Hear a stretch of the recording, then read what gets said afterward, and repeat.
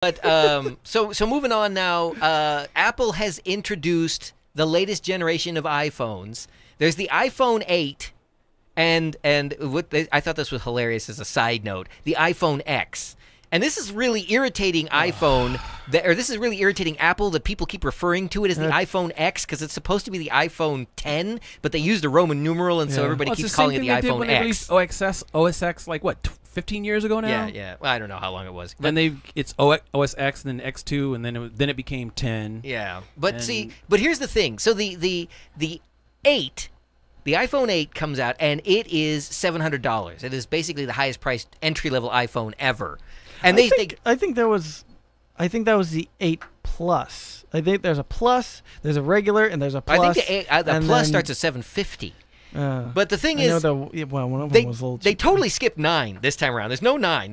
There's 8, 8 Plus, and then there's iPhone X. And iPhone X is now the most expensive smartphone ever to hit the market at a mere $999 for the entry-level model. A cool G. $9.99.99. Yeah, no. And by the way, there's not much of a difference between the iPhone 8 Plus and the iPhone X, except that the screen's a little bit bigger and the camera is a little more sophisticated. The front camera is a little more sophisticated on the iPhone X. That's ridiculous. Yeah, because is that the thing that's supposed to be driving this facial recognition thing they're talking about? Yeah, apparently it can take a better picture of your face now for the facial recognition thing. Oh, and both of those that's phones, why they want a better camera for your selfies. No, they want it so they can spy on you. And both of those phones are capable of their new augmented reality. But here's the best part. A lot of people have already looked at these phones and said that at this Samsung's for their Galaxy model phones. So basically, if you buy the iPhone X and want to charge it wirelessly, you got to go and buy a Samsung charger.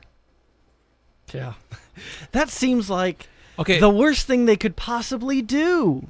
Well, they've been resting on their laurels for a long time. Before Steve Jobs died, the iPhone, they've been coasting on the iPhone for years. That's part of the reason why they haven't been doing any upgrades on their laptops. The iPad is basically a glorified iPhone.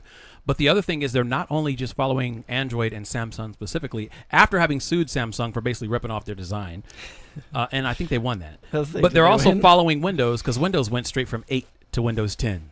So even their naming convention, they're 9 is a clunky number. What? Why? 9 is terrible. 9 is awesome. Nah. Yeah. Well, I find that amusing. But what I can't get over is the $1,000 price tag.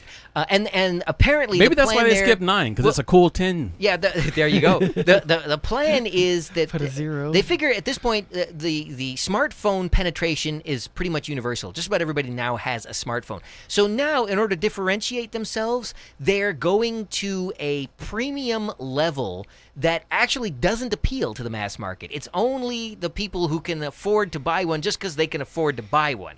Yeah, and seriously, but I think that's been the case for a long time, though. Phone companies stopped doing deals with people.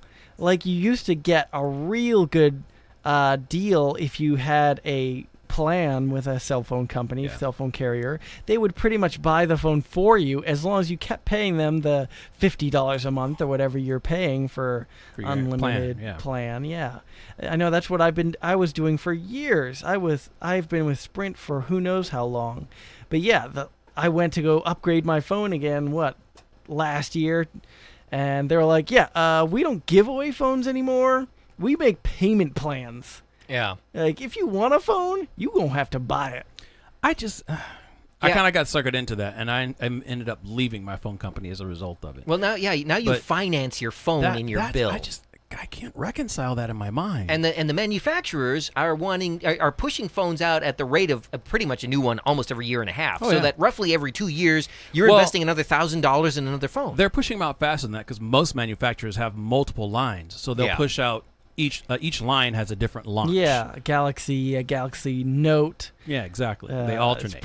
What is the difference? The Note is a little bigger. The Note is bigger. Just a little bit. It's designed to be more like your personal assistant thing. It's a go between your phone and a tablet. Faplet. Anyway, there you go. So moving on. Faplet? Faplet, not Faplet. That's a different thing, Todd.